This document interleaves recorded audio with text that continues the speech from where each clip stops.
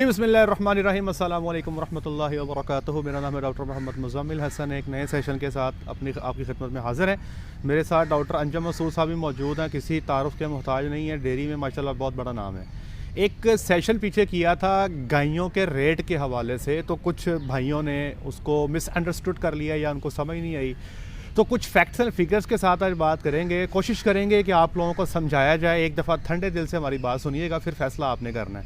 मेरे साथ एक बहुत सीनियर डॉक्टर साहब भी मौजूद हैं, तो मैंने इस चीज़ को बेहतर समझा कि क्यों ना डॉक्टर साहब की मौजूदगी में इस बात को किया जाए, क्योंकि ये ख़ुद फार्मिंग भी करते हैं। डॉक्टर साहब कंसल्टेंट भी हैं, डॉक्टर साहब फार्मिंग भी करते हैं, तो ये मेरे से भी ज़्यादा बेहतर आपको चीज़ें जो हैं उसको आपको बता सकते हैं।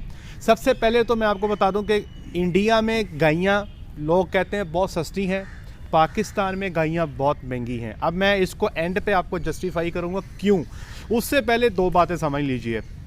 पाकिस्तान में जो इन्वेस्टर हैं वो दो तरह के हैं।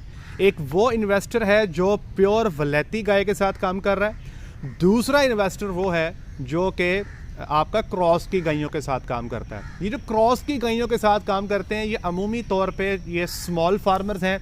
किसी ने 4 जो है क्रॉस की गायें ले ली, किसी ने 5 ले ली, किसी के पास भैंसें और गायें मिक्स हैं। हम इनकी बात नहीं कर रहे। हम बात कर रहे हैं उस फार्मर की जिसने एक पूरा अच्छा डेवलप्ड शेड बनाया, और शेड की कॉस्ट भी डॉक्टर साहब को 1200 रुपये स्क्वायर फुट चल रही है इस वक्त, इतनी चल रही है। उसने अपना पूरा शेड बिल्ड किया। शेड बनाने के बाद अपना साइलेज बना लिया। उसने वहाँ पे फार्म पे एक डॉक्टर रख लिया, अपनी लेबर खड़ी कर ली, अपना मिल्किंग पार्लर लगा लिया। अब उसको जानवर चाहिए।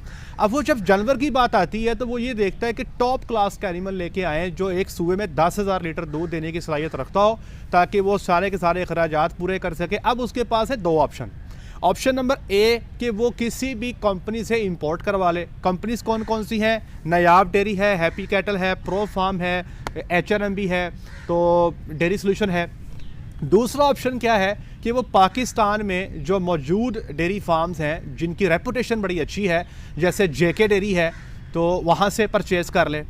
आज से 2-3 साल पहले की बात है, 2019-20 में, बल्कि 2020 कर लें आप। 2020 में जब ऑस्ट्रेलिया से हमने गायें मंगवाई थी तो हमें वो 23 से $2400 में, डॉक्टर साहब मैं जहाँ पे गलत हूँ आपने रोक देना है, 23 से $2400 में हमें गाय मिलती थी। और वो गाय जो है तकरीबन हमारे पास तकरीबन 3.25 साढ़े 3 लाख में हमें फार्म गेट पे पड़ जाती थी। उसके बाद क्या होता है कि मार्केट को कवर कर लेती है अमेरिकन गाय। अब जो ऑस्ट्रेलियन गाय है वो 2 साल पाकिस्तान में नहीं आ पाती कोविड-19 की वजह से, कोरोना की वजह से, तो मार्केट में जो शेयर है वो सारा अमेरिकन गायें ले जाती हैं। अमेरिकन गाय जो है वो पाकिस्तान में जब उनका रेट स्टार्ट होता है तो वो $3000 से स्टार्ट होता है जी। $3000 उस वक्त मुझे याद है डॉलर होता था डॉक्टर साहब कोई 150 का करीब। जब ये हमारे पास काम शुरू हुआ था तो 4.5 से पौने 5 लाख की गाय हमें फार्म पे डिलीवर मिलती थी। मुझे याद है 4,81,500 का हमने सौदा किया था प्रो फार्म से 2020 के स्टार्ट में, और 50 गायें उनसे मंगवाई थी, मुझे अच्छी तरह याद है। और वो 3.5 से 4 माह की एवरेज प्रेग्नेंट थी। अच्छा, उन दिनों में मैं साथ साथ कंपैरिजन भी करता जाता हूँ। जब JK से हमने जानवर लिए, कुछ हमने प्रो फार्म से ले लिए, कुछ JK से ले लिए, तो जो JK का रेट था वो एवरेज था 4 लाख रुपया। वैसे उनका रेट प्रेगनेंसी के हिसाब से होता है, तो 4 लाख रेट था JK का। जो हमें इंपोर्ट का रेट मिला वो था 4,81,000, तो तकरीबन 80-85 हज़ार रुपया JK का जो रेट था वो नीचे था। या फिर इसी तरह जो बाकी आपके जो अच्छी रेपुटेशन वाले फार्म है, जिसमें सेफायर भी है, ये कभी कभी जानवर निकालते हैं, ईस्टर्न भी है, वो भी कभी कभी जानवर निकालते हैं, तो ये अपने रेट को इंपोर्ट के रेट को देख के सेट करते हैं। होता क्या है कि अगले साल जानवर जो है वो मज़ीद महंगा हो जाता है, $3200 में चले जाता है। डॉलर का रेट जो है वो 170 पे चले जाता है। गाय जो है वो आपको पड़नी शुरू हो जाती है जाके जनाब पाकिस्तान में जो डिलीवर रेट है 6.25 साढ़े 6 लाख में पड़नी शुरू हो जाती है। जब 6.5 लाख रेट होता है तो ये जो आपकी लोकल जो बॉडीज़ हैं, जो लोकल फार्मर जहाँ पे जानवर सेल करता है, वो क्या करता है, फिर वो अपना रेट बढ़ा देता है। क्यों जी? इंपोर्ट का रेट बढ़ गया। वो कहता है कि मेरे पास जो गाय है वो किसी तरह भी कम नहीं है, वो अपने जानवर का रेट बढ़ा देता है। तो वो उस वक्त मुझे याद है कि रेट बढ़ के 5-5.25 लाख एवरेज पे आ गया। आज की डेट पे जब आप बाहर से जानवर मंगवा रहे हो, टैक्स भी लग गए, तो $3700 में जानवर पाकिस्तान आ रहा है, और डॉलर भी 250 का। डॉक्टर साहब 9.25 लाख की गाय मिलती है आपको जो 3.5 से 4 माह की प्रेग्नेंट है। इस वक्त अगर आप किसी भी अच्छे रेपुटेबल फार्म से जानवर लेते हो वो आपको 7.5 से 8 लाख में देता है। अब आप उससे बात करते हो कि यार ये आप जानवर महंगे क्यों दे रहे हो। डॉक्टर साहब इस वक्त जो कैलकुलेशंस हैं, एक वच्छी पैदा करने से लेके आपको 4 माह तक की प्रेग्नेंट करने में तकरीबन 3.5 लाख का खर्चा आता है। अब आप लोग ये कहते हो कि जिस बंदे को 3.5 लाख में जिसने गाय बनाई 4 माह की वच्छी प्रेग्नेंट, वो अब 8 लाख में बेच रहा है, वो 4.5 लाख रुपया एक वच्छी का प्रॉफिट ले रहा है, तो वो बड़ी ज़्यादती कर रहा है। देखिए मैं अब आपको एक बात समझाता हूँ। डॉक्टर साहब मुझे एक बात बताइएगा, आप फार्मिंग कर रहे हैं, अल्लाह को हाजिर नाज़िर जान के बताना है, जो आपको दूध का रेट मिल रहा है क्या आपके खर्चे पूरे होते हैं? नहीं डॉक्टर साहब, बेसिकली मैं जो दूध सेल कर रहा हूँ ना, उससे वाकई सही बात कह रहे हैं कि मेरे दूध के खर्चे जो है ना नहीं पूरे होते। अब देखें जी, इस वक्त फैक्ट्स ये हैं कि दूध के खर्चे नहीं पूरे होते। इस वक्त जो प्राइसेस हैं फीड की वो 75% बढ़ गई हैं, कुछ 100% भी बढ़ गई हैं। सोयाबीन हम लेते थे 150 का, आज का रेट 370 है। कनोला हम लेते थे 120 का, आज का रेट 250 है, जो इंपोर्टेड कनोला है। तो मुझे ये बताएं कि दूध का रेट तो वहीं खड़ा है, तो फार्मर तो दूध पैदा करके मार्केट में सेल कर रहा है तो खसारा कर रहा है। अब फार्मर जो है वो 1 साल के बाद जो अपनी वच्छी बना के सेल करता है वो अपने दूध के खसारे को कंट्रोल करने की कोशिश कर रहा होता है। एक तो ये बात समझ लें।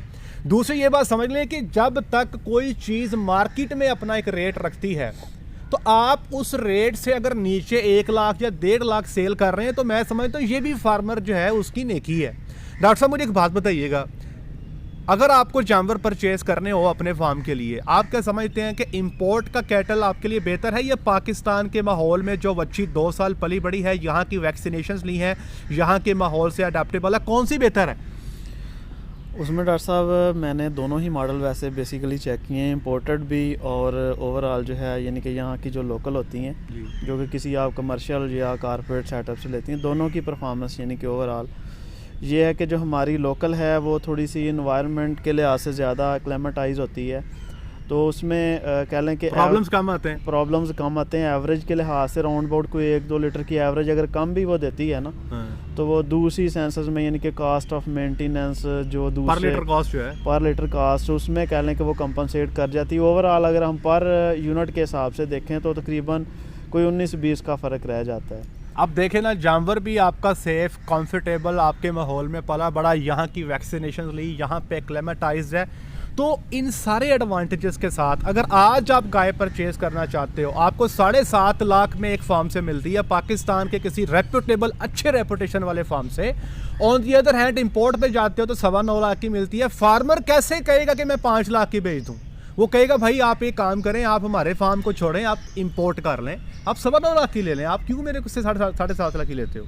तो वो आपको जो चीज़ों का रेट है ना भाई, वो आपकी मार्केट चीज़ों के रेट को तय करती है। मिसाल के तौर पे इस वक्त बहारिया मक्की, डॉक्टर साहब बहारिया मक्की का क्या रेट चल रहा है डॉक्टर साहब? तो सब इस वक्त तो तकरीबन राउंड अबाउट यानी कि 3,000 के राउंड 3,000 चल रही है।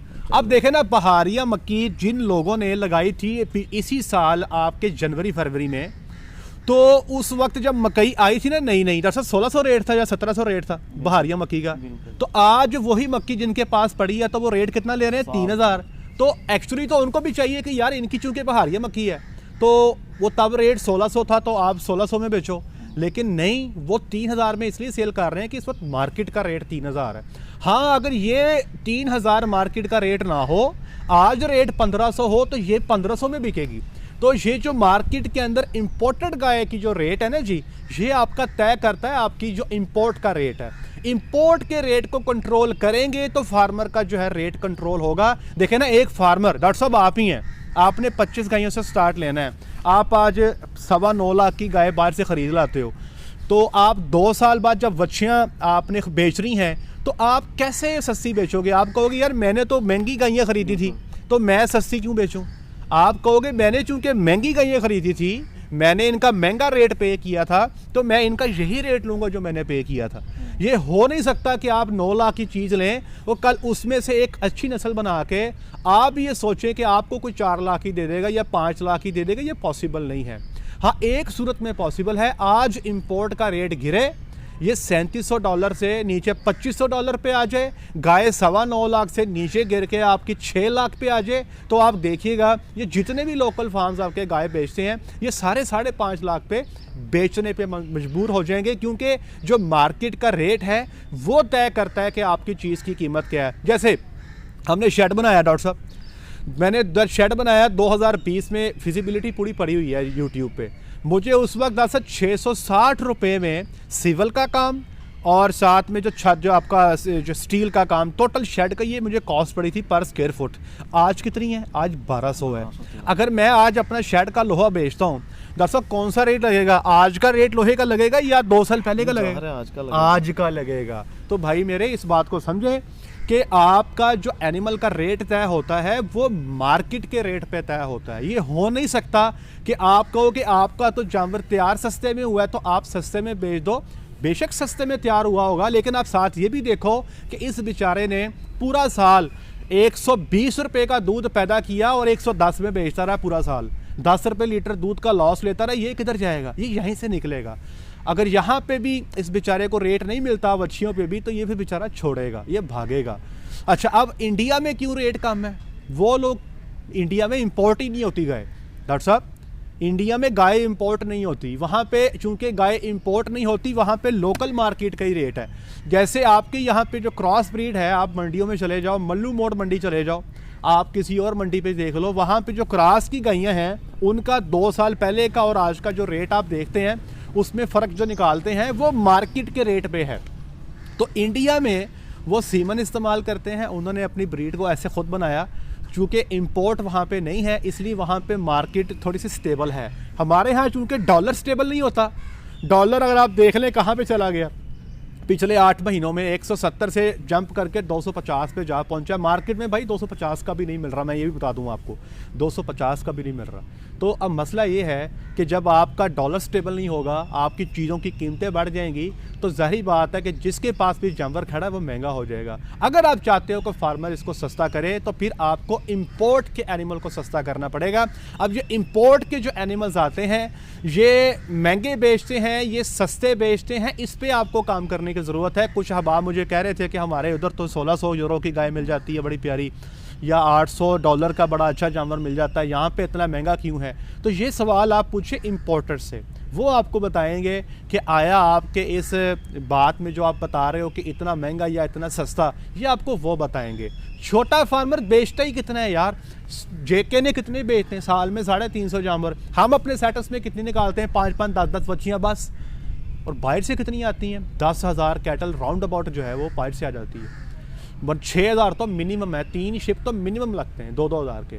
और पिछले साल तो 12,000 गाय आई थी। तो 12,000 गाय के रेट को कंट्रोल करने की ज़रूरत है। ये जो छोटा फार्मर यहाँ पे 300-400 गाय निकालता है ना, या 500 गाय निकालता है, उसके रेट को तय करके हमें कुछ नहीं मिलेगा।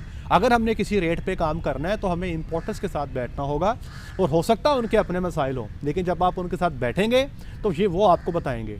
तो हमारी कोशिश है, मैं फार्मर को ये कहता हूँ कि भाई आपने अपना यूट्यूब पेज बनाना है, अपना सोशल मीडिया पेज बनाना है। फार्मर कहता है कि मेरे पास अच्छा जानवर खड़ा होता है, लोग कहते हैं 5 लाख दे दो। वही जानवर किसी अच्छे फार्म पे खड़ा हो जेके के पास, वो कहते हैं ये 8 लाख भी देने को तैयार होता है। तो यहाँ पे आपको अपने सोशल मीडिया पेजेस बनाने पड़ेंगे। लोगों को दिखाएं कि आप अच्छा काम कर रहे हैं, लोगों को दिखाएं आप सीमन सिलेक्शन कैसे करते हैं, लोगों को दिखाएं कि आप सीमन किस क्वालिटी का रखते हैं, अपनी फीडिंग दिखाएं। जब आप अपने काम का तरीका लोगों को दिखाएंगे तो फिर लोगों का आप पे एतमाद बनना शुरू हो जाएगा, आप ब्रांड बन जाएंगे। फिर इंशाल्लाह जो इंपोर्ट का रेट है उसके नज़दीक रेट आपको लोग खुशी से दे देंगे। और याद रखिएगा, मैं जितना मर्जी किसी को प्रमोट कर लूँ या मैं किसी को प्रमोट ना करूँ, फार्मर बहुत सियाना है। डॉक्टर साहब, अगर आपने 25 गायें खरीदनी हैं, आप लगाना चाहते हो कोई 2 करोड़, तो क्या आप मेरी बातें सुन के लगो 2 करोड़ लगा देंगे? डॉक्टर साहब, सवाल ही पैदा नहीं होता भाई। 2 करोड़ कोई बंदा मेरी बातें सुन के क्यों लगाएगा? जो बिजनेसमैन है वो बहुत समझदार है, बड़ा सियाना है, उसको सारा पता है प्लस माइनस का। वो किसी की बातें सुन के पैसे नहीं लगाता, वो पहले अपनी कैलकुलेशन करता है, वो पहले मार्केट फिरता है, वो पहले मुझे पूछता है, डॉक्टर साहब को पूछता है, 15 लोगों को और पूछता है, मार्केट के अंदर देखता है, इंपोर्टर से मिलता है, फिर जाके वो फैसला करता है। डॉक्टर साहब कुछ आप ऐड करना चाहेंगे? ये जो एक पॉइंट था, लोग कहते हैं कि लोकल गैयां तुसी महंगियां बेच मैं रहे हो। सिंपल डॉक्टर साहब इसमें एक ही ऐड करूंगा, मेरे पर्सनल एक्सपीरियंस पे, यानी कि जो मेरी कैलकुलेशन है ना, पर केजी यानी कि 1 केजी प्रोड्यूस करने के लिए ना एनिमल को तकरीबन आपका 1200 रुपया खर्चा आता है। ठीक है, ठीक है। तो अब अगर कह लें कि अगर एनिमल मैं 5 माह का प्रेग्नेंट सेल करता हूँ, वो तकरीबन 550 या 600 केजी पे अगर है, तो 500 लगा लें। आप उसी को देख लें, वो तकरीबन रेट वही राउंड अबाउट 6 से 7 के दरमियान चला जाता है।